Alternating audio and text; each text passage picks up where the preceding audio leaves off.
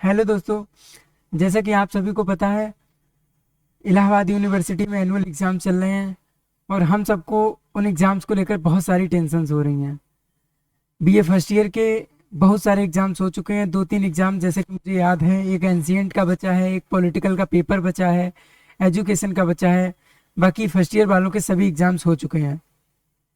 तो आज कल सुबह हम लोग का एनसीएंट का पेपर है और आप लोग बहुत डर रहे हैं, लेकिन फिर भी हम आए हैं आपको बहुत जल्दी जल्दी उसको सब रिवाइज कराने और एक अच्छे तरीके से याद कराने। ठीक है, तो आज हम लोग ज़्यादा बात ना करते हुए सीधे अपने मेन मेन टॉपिक्स पर बात करेंगे, जो कि हमारे एग्जाम्स के लिए बहुत ज़रूरी हैं। क्योंकि इतिहास पे बात की जाए तो कई घंटों कई दिनों तक बात करना इतिहास के लिए लाजमी है, लेकिन फिर भी अगर एग्जाम के पॉइंट ऑफ व्यू से देखें तो इतिहास में हम वही पढ़ेंगे आज जो हमारे लिए बहुत इंपॉर्टेंट है। ठीक है, तो ज़्यादा बात ना करते हुए हम सीधे शुरुआत करते हैं। हम लोग पढ़ने जा रहे हैं एंशियंट हिस्ट्री। एंशियंट हिस्ट्री, ठीक है। हमारा बीए फर्स्ट ईयर का जो एंशियंट हिस्ट्री है, उसमें आपको पता है कि कब से कब तक इतिहास है। मतलब जैसे अगर मैं कहूँ आपसे कि इतिहास पढ़ेंगे, तो सबसे पहला क्वेश्चन आप लोगों के दिमाग में आएगा कि हम इतिहास कब से कब तक पढ़ेंगे। क्या हम महात्मा गांधी जी को पढ़ेंगे एंशियंट में? क्या हम किसी और मतलब चंद्रगुप्त मौर्य को पढ़ेंगे, या हम पाषाण काल को पढ़ेंगे? ये सब क्यूरियोसिटी रहती है।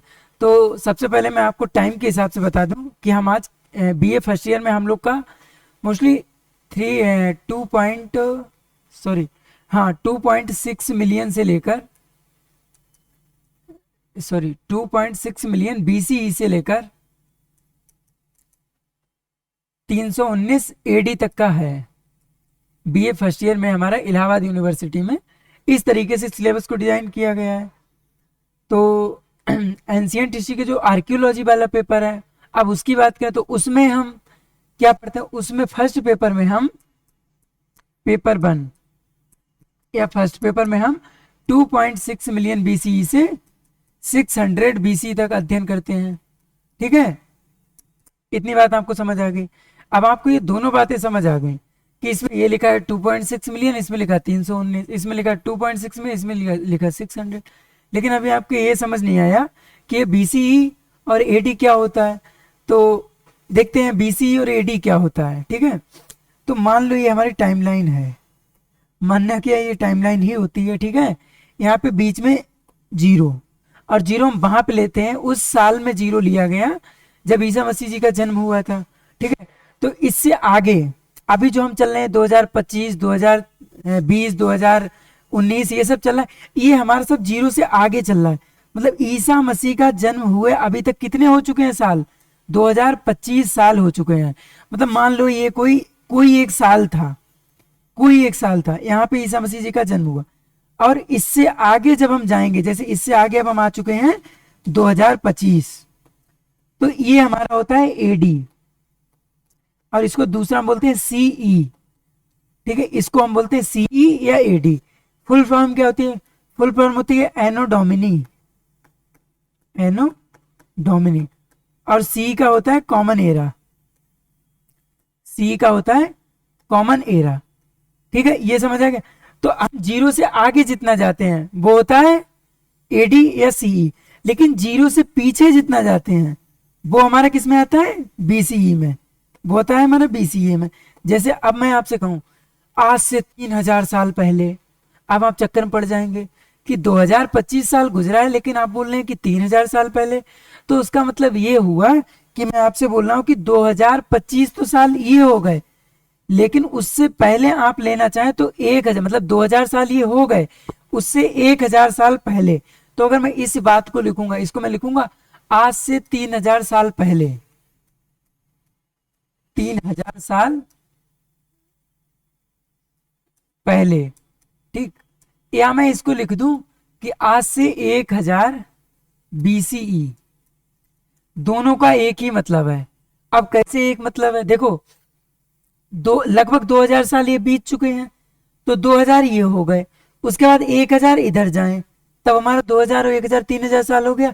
यही होता है, ठीक है, 3000 साल मतलब कैसे हुआ, 2000 ये हो गए आज से और 1000 ये, तो बीसीई का मतलब होता है जीरो से पहले, और एडी या सीई का मतलब होता है जीरो से आगे। फुल फॉर्म की बात करें तो बीसीई का है before common era, before common era, और एडी का मतलब है एनो डोमिनी, इसी को हम बोलते हैं सीई, सी का मतलब होता है कॉमन एरा। समझ आ गया, यहां तक अच्छे से समझ गए। अब देखो, अब हिस्ट्री में मैंने आपसे कहा फर्स्ट पेपर में पढ़ते हैं, तो उस फर्स्ट पेपर को हम डिवाइड करें तो हम हिस्ट्री को इस तरीके से कुछ डिवाइड करेंगे। Number 1 pre history, number 2 proto history, number 3 pre history, proto history, और number 3 historical age, historical age. ठीक है, तो अब प्री हिस्ट्री में भी हम क्या पढ़ने जाते हैं, इसमें इसको हम कहते हैं स्टोन एज, प्री हिस्ट्री को हम क्या कहते हैं, स्टोन एज। तो ये हमारा काय में आ जाता है, स्टोन एज में। ठीक है, और ये जो आगे है प्रोटो हिस्ट्री, प्रोटो हिस्ट्री में हम चालकोलिथिक और आयरन एज पढ़ते हैं, चालकोलिथिक या आयरन एज। ठीक है, और तीसरा हमारा क्या होता है, इसी को हम डिवाइड करते हैं, जो हिस्ट्री अकबर बीरबल और ये सब आप जो चंद्रगुप्त मौर्य ये सब पढ़ते हैं, हुमायूं बाबर, ये सब आता है इसमें, एंशियंट, मिडिवल, मॉडर्न। ठीक है, तो अगर मैं आपसे मैंने क्या बोला, इसमें तो हम आगे से बात करेंगे, लेकिन यहां तक हम बात करेंगे 600 बीसीई तक। कहां से, 2.6 मिलियन बीसीई से। इसको हम फर्स्ट पेपर में अपने पढ़ने जा रहे हैं, इसको हम फर्स्ट पेपर में पढ़े। तो अब इसको डिवाइड करो, प्री हिस्ट्री में हम क्या पढ़ेंगे, हम पढ़ेंगे प्री हिस्ट्री में। ठीक है, प्री हिस्ट्री भी हमारा होता है मतलब स्टोन एज। अब स्टोन एज को हम 3 पार्ट्स में डिवाइड करेंगे। नंबर 1 पैलियोलिथिक, नंबर 2 मीसोलिथिक, और नंबर 3 नियोलिथिक। ठीक, अब देखो डेट तो आपको बता दी कि 2.6 मिलियन बीसी से 600 बीसी, लेकिन इसको हम डिवाइड कैसे करें, देखो अब इसमें हम अध्ययन करते हैं पैलियोलिथिक में, पैलियोलिथिक में हम लोग अध्ययन करते हैं 2.6 मिलियन से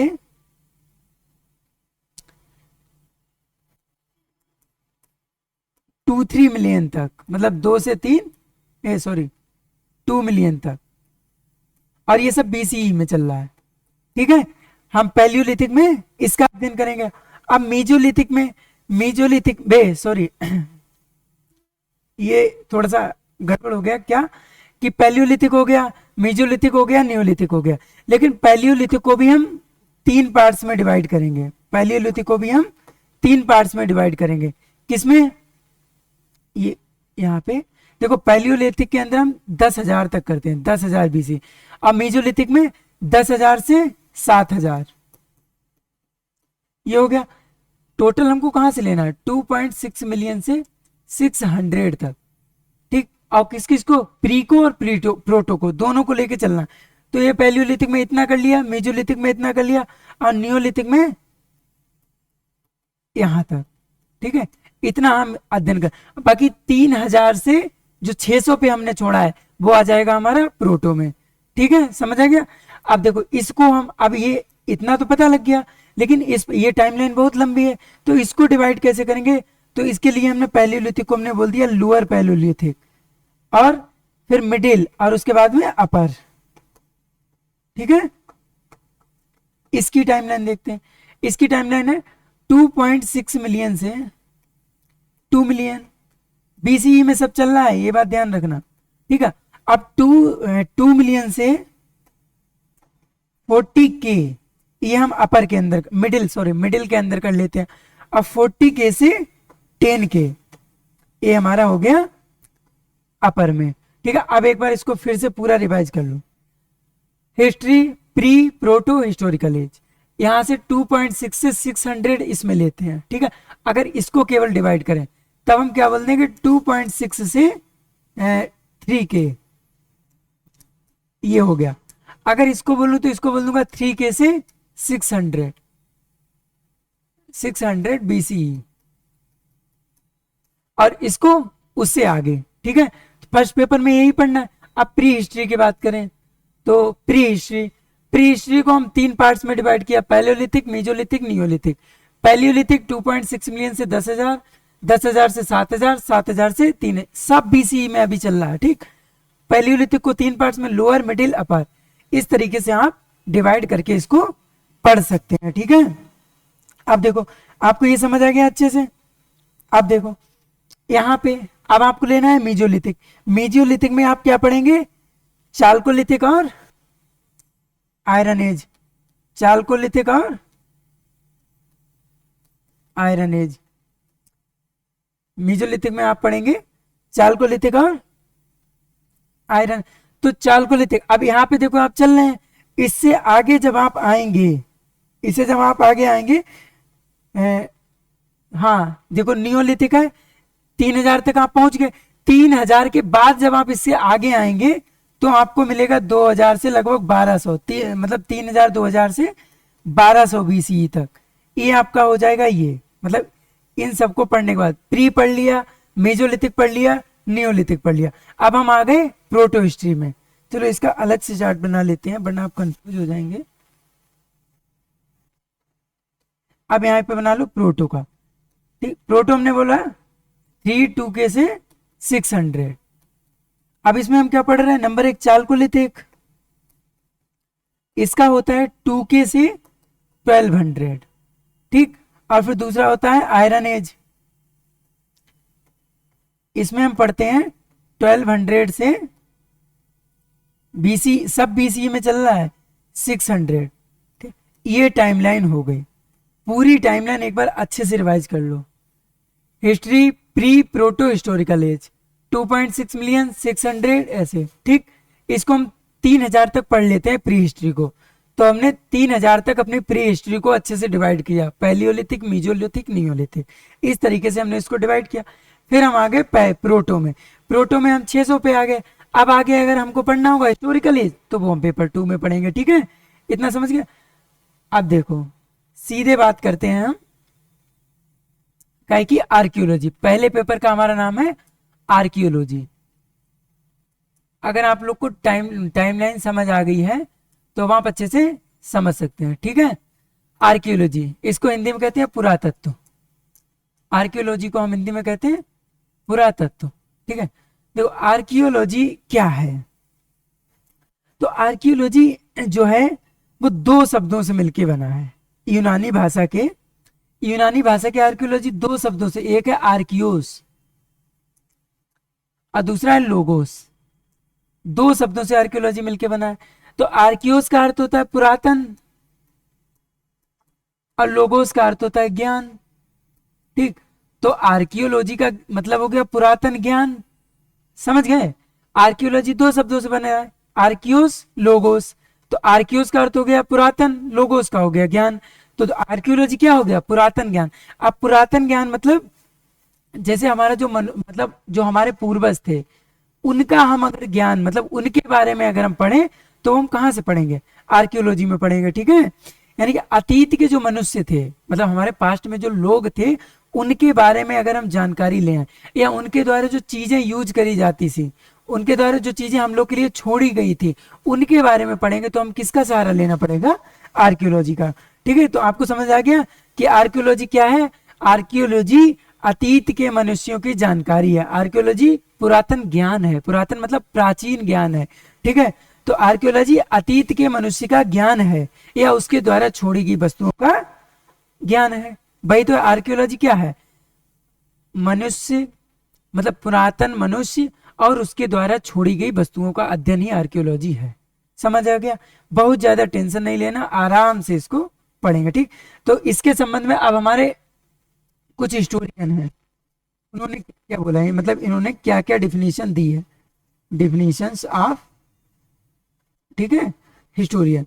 देखो पहले हिस्टोरियन हमारे यहाँ गार्डन चाइल्ड, गार्डन चाइल्ड, उन्होंने कहा है, उन्होंने क्या कहा है, उन्होंने कहा है कि पुरातत्व सुस्पष्ट भौतिक अवशेषों के माध्यम से मानव के क्रियाकलापों के अध्ययन को कहा जा सकता है। अब देखिए क्या मतलब है कि पुरातत्व किसे कहते हैं। पुरातत्व सुस्पष्ट भौतिक अवशेष, भौतिक अवशेष मतलब जो उन्होंने चीजें छोड़ी हैं और वो सुस्पष्ट हो, अच्छी हो, मतलब पुरातत्व उन चीजों जो उन्होंने छोड़ी हैं, उन चीजों के बारे में जानकारी देता है जो उन्होंने छोड़ी हैं। सुस्पष्ट भौतिक अवशेष, अवशेष मतलब जो चीजें छोड़ी गई, उनके माध्यम से, मतलब जो चीजें छोड़ी गई हैं उनके माध्यम से मनुष्य के बारे में जानना। लोग रहते थे, मान लो कुछ लोग रहते थे पुराने जमाने में, उनकी अब तुम्हें कुछ चीजें मिल जाए तो उन चीजों के माध्यम से अगर आप सीख रहे हैं तो ये हो जाएगा पुरातत्व।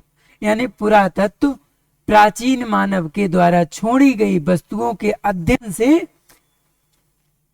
मानव कैसे रहता था, कैसे व्यवहार करता था, ये सब अगर हमें पता करना है तो हम क्या करेंगे, पुरातत्व का सहारा लेंगे। तो इसके इनके अनुसार क्या हो गई, पुरातत्व सुस्पष्ट भौतिक अवशेषों के माध्यम से मानव के क्रियाकलापों के अध्ययन को कहा जाता है। ऐसे ही एक हमारे और हैं ग्राहम क्लार्क, ग्राहम क्लार्क, वो भी इसी बात को कहते हैं कि पुरातत्व को मानव अतीत की इतिहास की रचना के लिए, मतलब मानव अतीत में क्या इतिहास रहा उसका, मानव कैसा था, कैसे रहता था, इसकी रचना के लिए जो उनके द्वारा छोड़ी गई वस्तुएं हैं उनका क्रमबद्ध अध्ययन कर लेना पुरातत्व है। मतलब सबका मतलब वही है कि पुरातत्व क्या है, पुरातत्व मानव के अतीत को पुरावशेषों के माध्यम से जानना है, लेकिन बस अपने शब्दों को बदलना है। ग्राहम क्लार्क ने कह दिया कि पुरातत्व को मानव अतीत के इतिहास की रचना के लिए पुरावशेषों के क्रमबद्ध एवं सुव्यवस्थित अध्ययन को कहा गया है। ठीक है, ऐसे ही एक लोग हैं ग्लेन डेनियल, तो ये क्या कहते हैं, डेनियल जी कहते हैं कि जो हमारा पुरातत्व है वो पुरातत्व एक शब्द में यूज नहीं हुआ, पुरातत्व के कई मायने हैं, कई ज्यादा इसके अर्थ हैं। तो देखो पहला अर्थ तो उन्होंने भी यही दिया कि मानव अतीत के भौतिक अवशेषों का अध्ययन पुरातत्व हो गया, यानी कि मानव द्वारा छोड़ी गई वस्तुओं का अध्ययन। आपको इसी में लिखना है, बस शब्द ये लोग अपने अपने बदल रहे हैं तो आपको थोड़ा थोड़ा सा ध्यान देना है। बाकी पुरातत्व की परिभाषा सब वही दे रहे हैं कि मानव के अतीत का अध्ययन पुरावशेषों के माध्यम से। इन्होंने एक बात ये बोल दी और इन्होंने दूसरी बात क्या बोल दी, मानव के प्रागैतिहासिक काल से संबंधित पुरावशेष, मतलब पैलियोलिथिक कल्चर से संबंधित जो हमें ज्ञान चाहिए है वो हम पुरातत्व से लेंगे, ऐसी बात इन्होंने बोल दी है। ठीक है, यही है। अच्छा एक हमारे यहाँ मार्टिमर व्हीलर, मार्टिमर व्हीलर जी क्या कहते हैं, वो कहते हैं पुरातत्व इतिहास की एक ऐसी शाखा है, मतलब इतिहास को हम सीखेंगे तो पुरातत्व उसमें एक ऐसी शाखा है जो मानव सभ्यता के अतीत को समझने के लिए भौतिक अवशेषों का अध्ययन करती है। शब्द सिर्फ हेरफेर किए जा रहे हैं, आपको परिभाषा वही लिखनी है कि पुरातत्व क्या है, मानव अतीत को समझने के लिए पुरावशेषों का अध्ययन ही क्या है, हमारा पुरातत्व है। ठीक है, समझ आ गया। अब आपके मन में ये क्वेश्चन है कि इतिहास से पुरातत्व जुड़ा हुआ है, लेकिन कैसे जुड़ा हुआ है। दूसरा आपसे पूछता है, जैसे अपने यहाँ यूनिवर्सिटी में ये भी पूछता है पुरातत्व क्या है, उसके साथ में पूछेगा इसका संबंध बताइए। अब संबंध के लिए आपको अच्छे से पुरातत्व के बारे में पता लग गया और अच्छे से उस सब्जेक्ट के बारे में पता हो तो आप संबंध बता सकते हैं। तो सबसे पहले हम इसका संबंध देखने जा रहे हैं पुरातत्व का सामाजिक विज्ञानों के साथ। ठीक है, तो पुरातत्व का सबसे पहले हम सामाजिक विज्ञानों के साथ संबंध देखेंगे।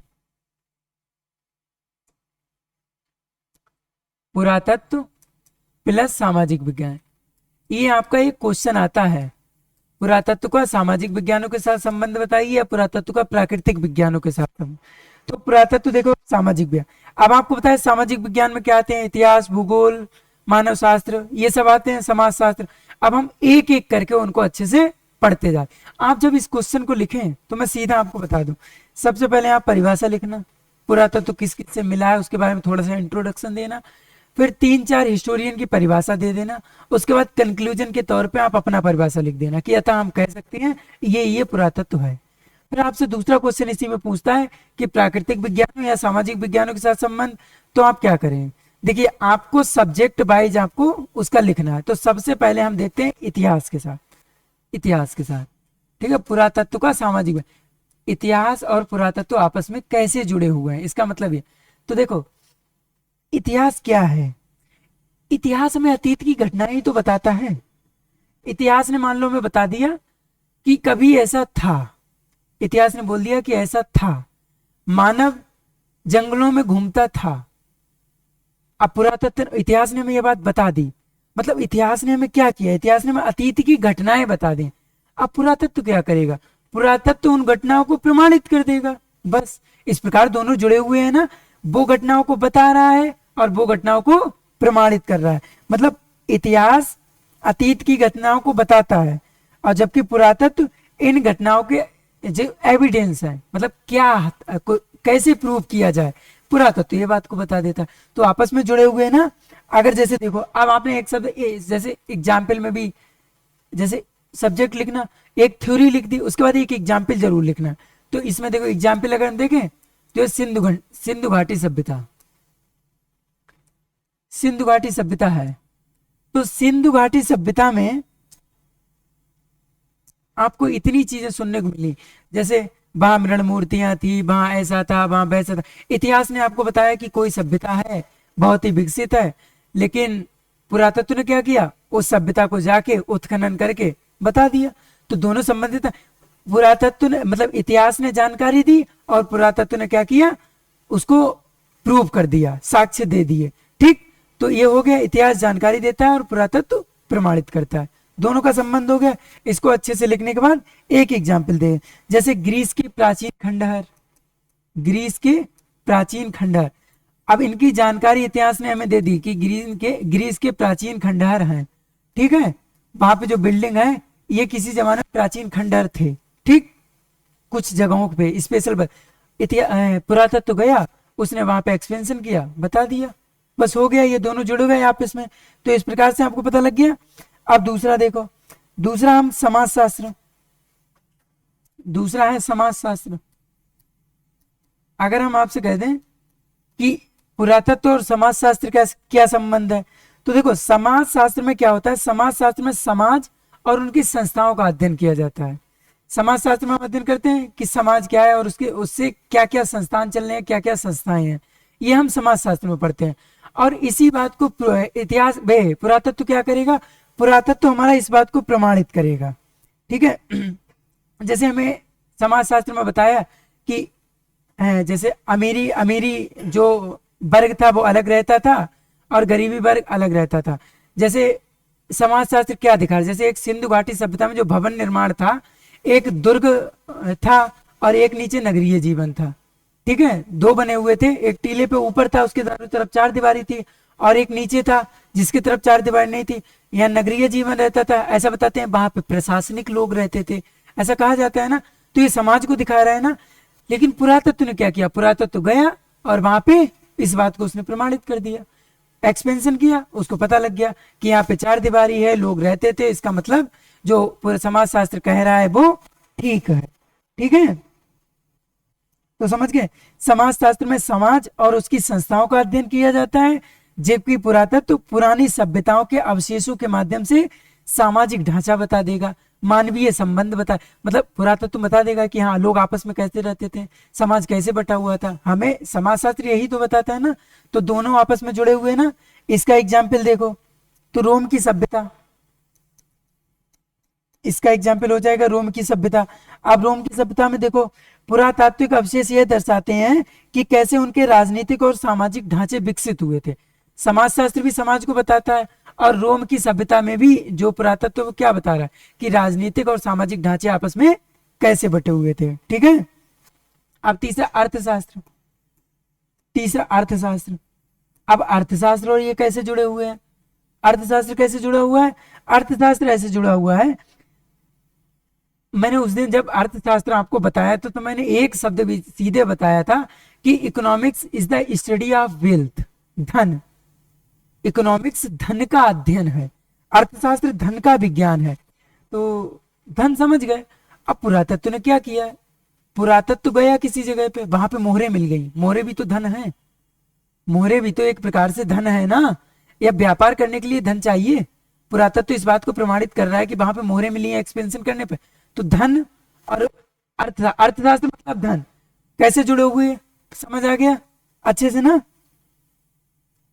एग्जाम्पल लिख दो, गोल्ड और सिल्वर की मुद्राएं हैं, जैसे सोने और चांदी की मुद्राएं, मतलब इकोनॉमिक्स में धन होता है, और अर्थशास्त्र ने उस धन को मतलब मोहरों को, पैसे को यहाँ पे लाके दिखा दिया। ठीक, तो ये आपस में कनेक्टेड हो गए।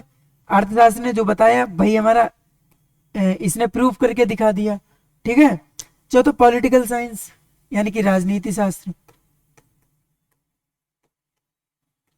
अब राजनीति शास्त्र, राजनीति शास्त्र क्या करता है, राजनीति शास्त्र हमें क्या बताता है, हमारे समाज जो है वो उसमें शासनकाल कैसे चल रहा है, शासनकाल में राजनीति कैसे चल रही है, शासकीय संरचनाएं क्या हैं। ठीक है, जो राजनीति है वो हमारी विधानसभाओं में बटी है, विभिन्न प्रकार की शासन प्रणालियां हैं। तो ये यही तो राजनीति में आप अध्ययन करते हैं। और पुरातत्व क्या करेगा, पुरातत्व इन सबको समझने में मदद करेगा। पुरातत्व का कोई भी अगर आपको पॉइंट मिलेगा तो आप पॉलिटिकल साइंस से उस चीज को समझ सकते हैं। जैसे मौर्य साम्राज्य है, मौर्य साम्राज्य है, अशोक के शिलालेख हैं, अशोक के शिलालेख इस बात का अच्छा खासा प्रमाण है ना कि उसमें पॉलिटिकल जो घटनाएं हैं वो किस तरीके से दिखाई गई हैं। तो पॉलिटिकल साइंस में मदद कर रहा है इतिहास को समझने में, इतिहास को समझ, जैसे अर्थशास्त्र पैसे को समझने में मदद कर रहा है। मुद्राएं मिली तो उसने कह दिया अर्थशास्त्र से संबंधित है। यहाँ पे क्या हुआ, समाज मिला, रोम की जो सभ्यताएं मिली तो समाज कैसे बटा हुआ था, समाज के वर्ग मिले तो हमने कह दिया समाज शास्त्र है। ऐसे ही अशोक की शिलालेख, मौर्य साम्राज्य में अशोक के शिलालेख हैं तो हम कह देंगे राजनीति शास्त्र से है, राजनीति शास्त्र हमारा बड़ा मदद करता है उस चीज को समझने में। तो इसका एग्जाम्पल हो जाएगा अशोक के शिलालेख। ठीक है, समझ गए ना। उसके बाद मानविकी, ह्यूमैनिटीज। ठीक है, मानविकी,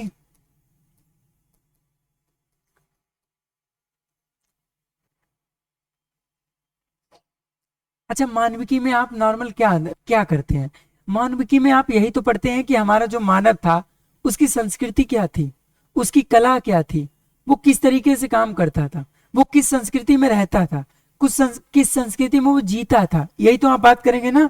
और यही अगर हमें कहीं पे पुरातत्व का एक्सपेंशन कर रहे हैं और कोई घटना मिल जाए, जैसे घटना के तौर पे आप देख लो अजंता की गुफाएं। ठीक, एग्जाम्पल ले लो अजंता की गुफाएं। अब अजंता की गुफाएं हैं, आपको नहीं समझ आ रहा तो आपने सहारा लिया मानविकी का कि इसमें क्या संस्कृति रही है, क्या कलाएं चली हैं। तो मानविकी और पुरातत्व जुड़ गया, पुरातत्व को समझने में मानविकी ने हमारी हेल्प कर दी ना, अच्छे से समझा दिया कि ये मानव की ये संस्कृति थी, मानव इस कला से इनको बना रहा था। अजंता की गुफाएं हो गया, ठीक है, गुप्तकालीन मूर्तियां हो गई, ये सब इसके एग्जाम्पल्स हैं। ठीक, ये आप लिख देंगे अच्छे से ना, यानी कि इन सबको समझने में मानविकी हमारी हेल्प कर रहा है।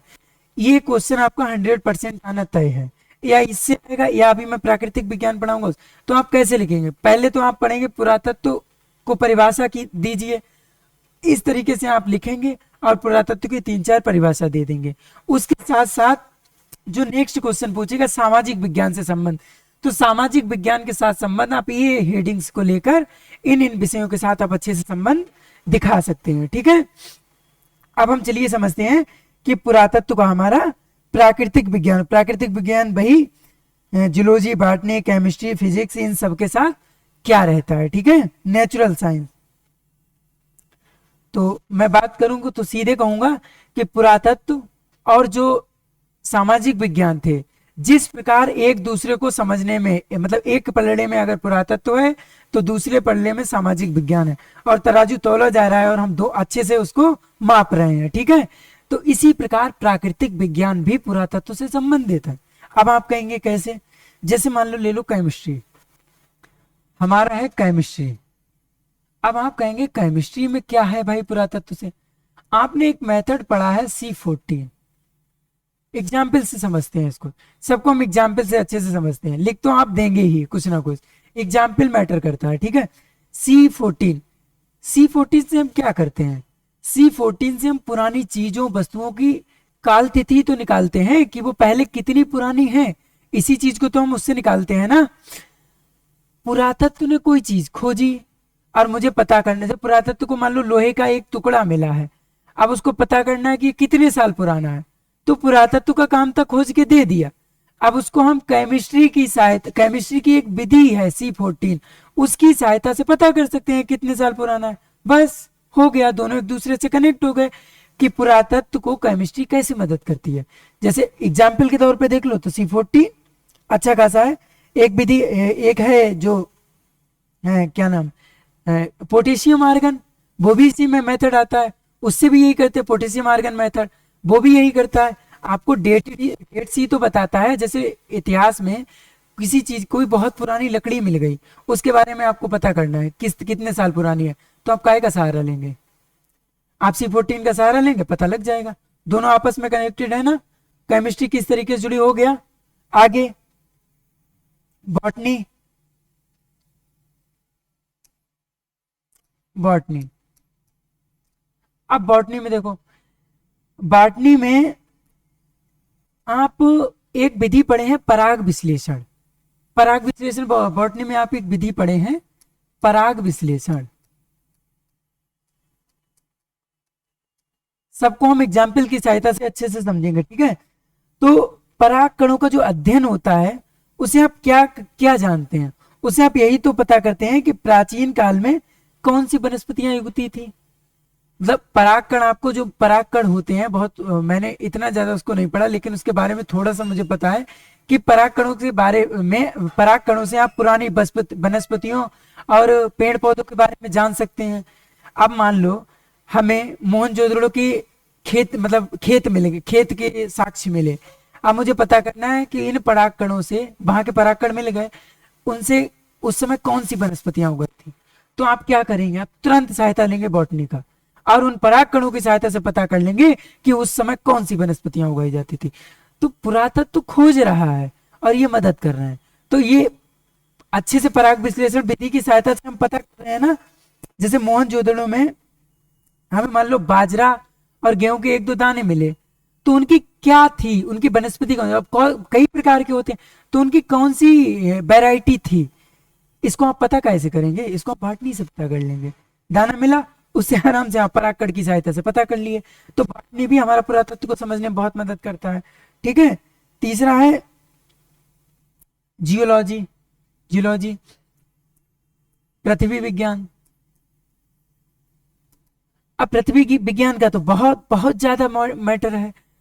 किसी क्षेत्र में एक्सपेंशन हो रहा है पुरातत्व में, मिट्टी है, मिट्टी की क्या संरचना है, या किसी समय यहाँ पे पर्यावरणीय क्या प्रभाव रहे हैं, इस बात को पता करेंगे तो आप किसकी सहायता लेंगे? आप पृथ्वी विज्ञान की सहायता लेंगे ना, आप जो है जियोलॉजी की सहायता लेंगे ना। तो जैसे कि कहीं पे भी मान लो सिंधु घाटी सभ्यता, ही उदाहरण ले लो, सिंधु घाटी सभ्यता में चल रहा है एक्सपेंशन, और आपको पता करना है कि उस समय की मृदा की क्या थी, तो आप तुरंत जियोलॉजी से जो है कर सकते हैं, अच्छे से इसका पता निकाल सकते हैं, ठीक है। उसके बाद एंथ्रोपोलॉजी, एंथ्रोपोलॉजी, अब एंथ्रोपोलॉजी में क्या है? एंथ्रोपोलॉजी में आप मानविकी या मानव विज्ञान, इसको हिंदी में कहते हैं एंथ्रोपोलॉजी, मतलब मानव विज्ञान। अब मान लो आपको मानव का कंकाल मिला, पुरातत्व एक्सपेंशन करते करते मानव का कंकाल मिला, अब मानव के कंकाल के बारे में जानकारी लेनी है, तो कंकाल को कौन पढ़ाता है? कंकाल को एंथ्रोपोलॉजी पढ़ाती है। तो दोनों एक दूसरे कनेक्ट हो गए ना। सबको आपको एक एक एग्जाम्पल से अच्छे से लिखना है, एग्जाम्पल को अंडरलाइन करना है और बहुत अच्छे से लिखना है, ठीक है। अगला मान लो जलवायु या मौसम विज्ञान, जलवायु या मौसम विज्ञान, तो किसी भी जगह की क्या भौगोलिक स्थिति रही है, पुरातत्व कर रहा है अध्ययन, और उस समय के मौसम की जानकारी निकालनी है, तो आप काय का सहायता लेंगे? मौसम विज्ञान का, तुरंत मौसम विज्ञान का सहायता लेंगे और हो जाएगा क्लाइमेट्रोलॉजी, ठीक है। अच्छा बायोलॉजी, जैसे मान लो बायोलॉजी, ये तो आप अच्छे से पढ़े हैं ना, जीव विज्ञान,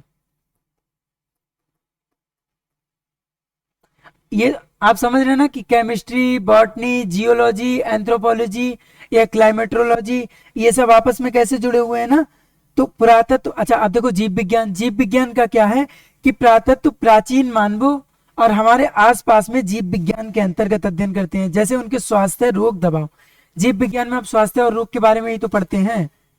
पुरातत्व अध्ययन कर रहा है तो पुरातत्व को जरूरत चाहिए कि उस समय क्या रोग थे, उस समय क्या स्वास्थ्य चल रहा था, तो उसके लिए पुरातत्व आराम से सहायता ले रहा है। तो मतलब इन सभी सब्जेक्ट को पुरातत्व इन सब पर टिका हुआ है कहीं ना कहीं, और ये सब पुरातत्व की हेल्प कर रहे हैं। तो यानी कि मतलब आपस में जुड़े हुए ना। अब आपने क्या समझ लिया कि पुरातत्व को मानव विज्ञान भी सहायता कर रहे हैं, पुरातत्व को प्राकृतिक विज्ञान भी सहायता कर रहे हैं। ठीक है, यूनिट 1 में से आपका एक क्वेश्चन पक्का फंसेगा इसमें से कि पुरातत्व को परिभाषित कीजिए, या पूछेगा सामाजिक विज्ञान से संबंध, या पूछेगा इनसे संबंध। ठीक, एक एक एग्जाम्पल नॉर्मल सा। अगर आप देखो एकदम से रैपिड रिवीजन करना तो एकदम बहुत बड़ा नहीं पढ़ सकते, जल्दी जल्दी पढ़ना पड़ता है ना। आगे देखिए, दूसरा यूनिट 1 में से ही एक क्वेश्चन आता है, बेलन वैली। ठीक है, बेलन वैली आपको बताना है, बेलन घाटी। ठीक है, तो अब हम पढ़ने जा रहे हैं अपना बेलन घाटी।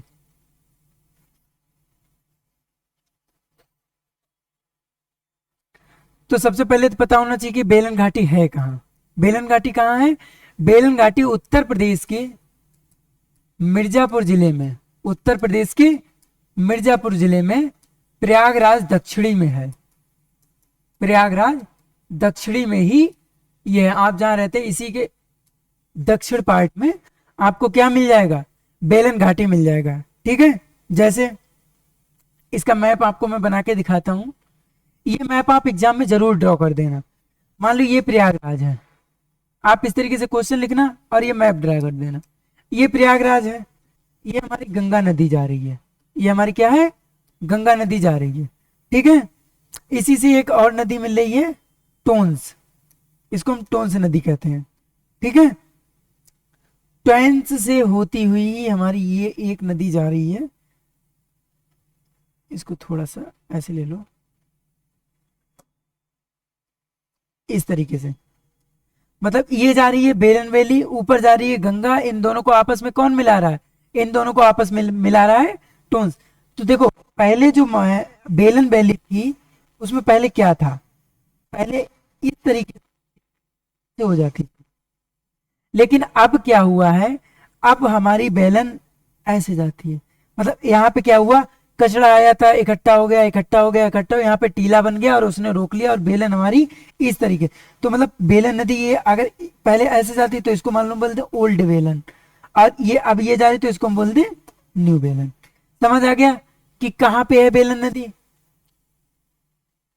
और देखो यहाँ पे एक जगह पड़ती है डैया, डैया सेक्शन। ठीक है, और यहाँ पे एक जगह पड़ती है देवघाट। तो डैया से देवघाट यही हमारा क्या है? बेलन का लोकेशन है। आप अगर पेपर में इतना ग्राफ बना दिए बस काफी था, अब आपको लिखने की जरूरत बहुत कम हो गई। ठीक है, समझ गए? गंगा नदी जा रही है, बेलन नदी जा रही है, इनको आपस में मिला रहा है टोंस नदी, आपस में मिला रहा है टोंस नदी। ठीक, पहले बेलन ऐसे जाती थी, आती थी, ऐसे हो जाती थी, यहाँ पे कचरा इकट्ठा कर रही थी। अब क्या हुआ जी? ये कचरा जब कोने पे इकट्ठा हो गया, इस पे रोक लग के अब ऐसे रास्ता बदल, तो ये हमारी हो गई न्यू बेलन और ये हमारी हो गई ओल्ड बेलन। ठीक है, आप ग्राफ में आप जब इसको लिखें तो लोकेशन के लिए बस इतना सा बना देंगे। ठीक है, पता लग गया इसकी लोकेशन कहाँ पे। अब बात करते हैं कि इसका उत्खनन किसने किया।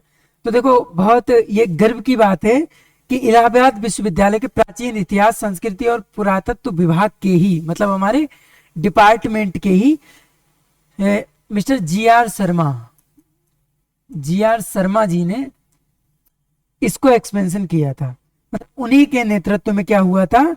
ये अन्वेषण और सर्वेक्षण कार्य हुआ था, और उन्हीं ने हमको मतलब पुरा पाषाण काल, मध्य पाषाण काल और नव पाषाण काल से संबंधित इस चीज को बताया था। तो आप जब बेलन वैली से क्वेश्चन आएगा तो आप सबसे पहले उसकी जो जिस जगह पे है उसको लिखेंगे, उस मैप को बनाएंगे, फिर उसके बाद एक पैराग्राफ आप क्या लिखेंगे कि इसमें किसने किसने किया। ठीक है, इसके बारे में आप थोड़ा सा लिख देना कि बेलन टोन्स की सहायक नदी है, और ये डैया नई न्यू बेलन है, डैया से देवघाट तक जाती है, उसी को इस तरीके से आप अच्छे अच्छे से लिख सकते हैं। ठीक है, और इसमें देखो ये जो है ये लगभग 21 मीटर का है, 18 से 21 मीटर, मान के लो 18 से 21 मीटर तक ये फैला हुआ है। ठीक है, लेकिन बेलन घाटी के लगभग 64 किलोमीटर क्षेत्र में अन्वेषण किया गया। 18 से 21 मीटर तक, सॉरी एक मिनट, ये जो बेलन का एरिया फैला हुआ है उसको 64 किलोमीटर तक इसको एक्सपेंशन किया गया है। ठीक है, और जो टीले मिले हैं, जो अनुभाग मिले हैं, उनकी लंबाई बेलन में 18 से 21 मीटर तक मिली है। 18 से 21 मीटर ऊंचे ऊंचे अनुभाग मिले हैं। ठीक है, अब हम समझ लिए कहां पे है, किसने किया, professor ji are Sharma ji ने इसका उन्हीं के नेतृत्व में सर्वेक्षण कार्य हुआ। समझ लिए, मैप समझ लिए। अब हम समझेंगे समझेंगे कि ये जो अनुभाग मिले हैं उनमें क्या स्थिति दर्शाई गई है। ठीक है, कहाँ पे पैलियोलिथिक था, क्या था, कैसा था, तो इसको बड़े अच्छे से आप समझेंगे। ये मैप बहुत इंपॉर्टेंट है आपके लिए।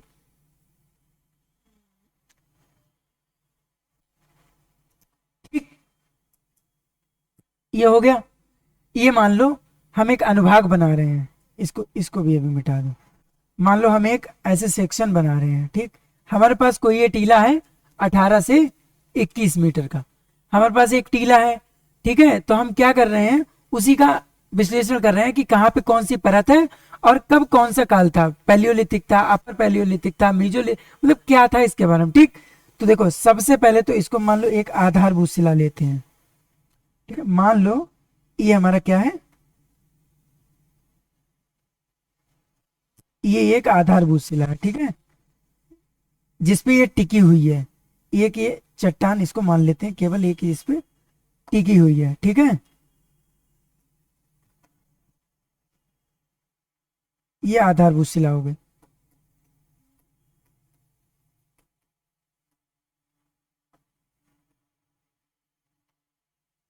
आधारभूत शिला। ठीक है, इसके ऊपर एक परत है, इसके ऊपर एक परत है अपघटित शिला की। ठीक है, ये मान लो हमारी अपघटित, इससे हमें कोई मतलब नहीं। नीचे वाली आधार शिला जिसपे आधार टिका हुआ है, उसके बाद एक जो हमारी इसके ऊपर परत है, मतलब मिट्टी जो परतें होती है, जैसे दर बाई दर पेज होता है तो एक कॉपी बन जाती है, वैसे ही दर बाई दर हम एक एक पेज को पढ़ रहे हैं और कॉपी का अध्ययन, मतलब बेलन के उस एक अनुभाग का अध्ययन कर रहे हैं, एक टीले का अध्ययन।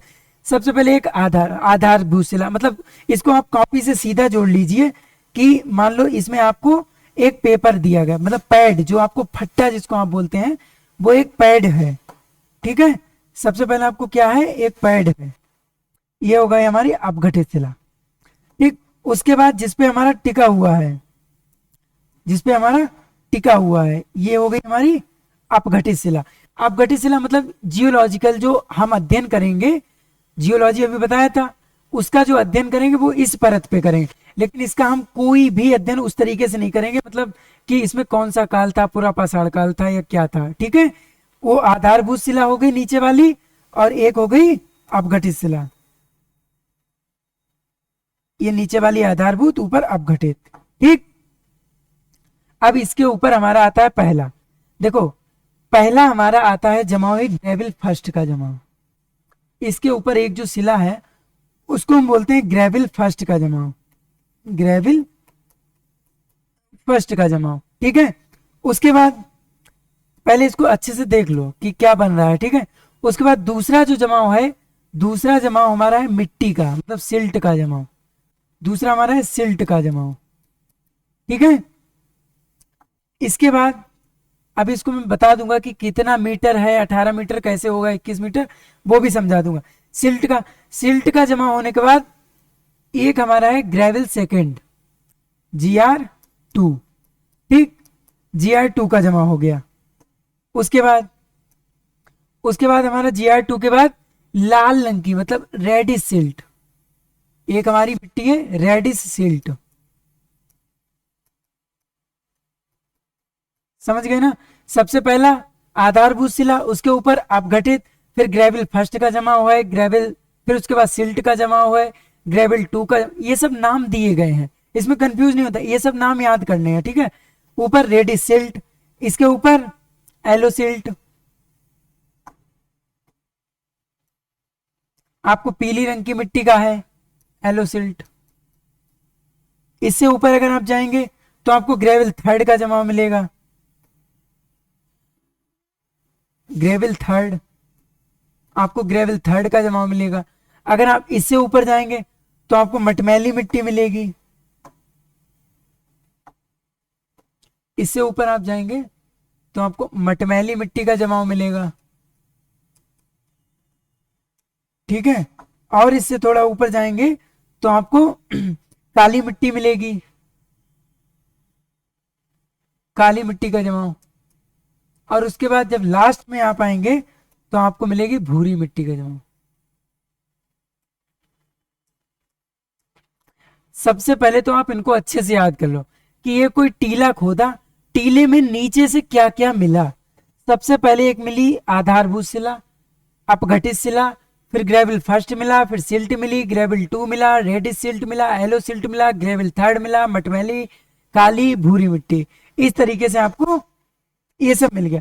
अब ये कितने कितने ऊंचाई पे हैं इसको देख लेते हैं, ठीक है। तो जो ग्रेविल, इनका कुछ नहीं, इनसे हमें कोई मतलब नहीं, इन दोनों शिलाओं से, अपघटित और आधारभूत से। ग्रेविल फर्स्ट का जो है वो है हमारा 1.52 मीटर, 1.52 मीटर हमें ये मिला। उसके बाद सिल्ट जो हमें मिला है वो हमें मिला है 3 मीटर तक, उसके ऊपर 2.75 74 2.74, उसके ऊपर 1.25, ठीक।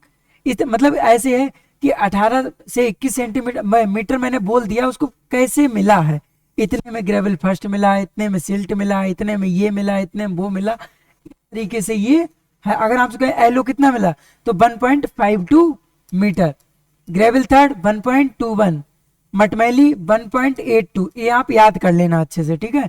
2.43 और लास्ट में 4 मीटर। ये लगभग लगभग हमारा 18 से 21 सेंटीमीटर, सॉरी सेंटीमीटर नहीं मीटर, 18 से 21 मीटर बनता है, ठीक। इस तरीके से जमाव मिलते हैं और ये उसका विधि, मतलब कितने ऊंचाई तक है। अब इतने तो समझ आ गया। अब देखो, अब आपको ये समझना है कि ये काल कैसे बताएंगे कि पैलियोलिथिक का क्या था, मीजोलिथिक का क्या था, या क्या था, ठीक है। तो देखिए, आपको यहाँ पे जो ग्रेविल फर्स्ट तक है, ग्रेविल फर्स्ट और सिल्ट तक, आपको सिल्ट तक मिलेगा। सबसे पहले तो आपको मिलेगा निम्न पुरापाषाण, यानी कि लोअर पैलोलिथिक, सबसे पहले आपको मिलेगा लोअर पैलो। फिर यहाँ पे जब आप जाएंगे तो लोअर पैलोलिथिक के साथ आपको मिडिल पैलोलिथिक के भी उपकरण और चीजें मिलने लगेंगी।